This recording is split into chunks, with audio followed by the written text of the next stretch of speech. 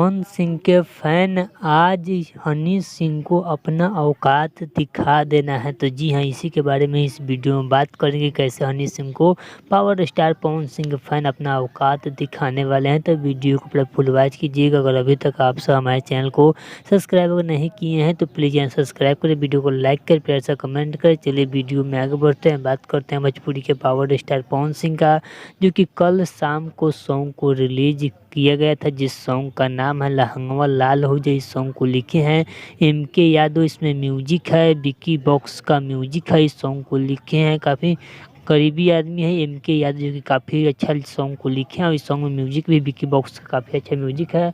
इस सॉन्ग को गाए हैं भोजपुरी के पावर स्टार पवन सिंह और शिल्पी राज का आवाज़ है। इस सॉन्ग के वीडियो में आप सबको भोजपुरी के पावर स्टार पवन सिंह और खुशी तिवारी के साथ में जो कि वीडियो सॉन्ग को शूट किए गए। आप सबको बता दूँ इस सॉन्ग को जो काफ़ी अच्छा रिस्पॉन्स मिल रहा है। सॉन्ग अभी भी 2 नंबर म्यूजिक सेक्शन में ट्रेंडिंग में ट्रेंड कर रहा है। इस सॉन्ग को जल्द से जल्द आप सब 1 नंबर ट्रेंडिंग सेक्शन में ले और हनी सिंह को भजा कर बिक दीजिए, 1 नंबर ट्रेंडिंग सेक्शन से बाहर निकाल दीजिए।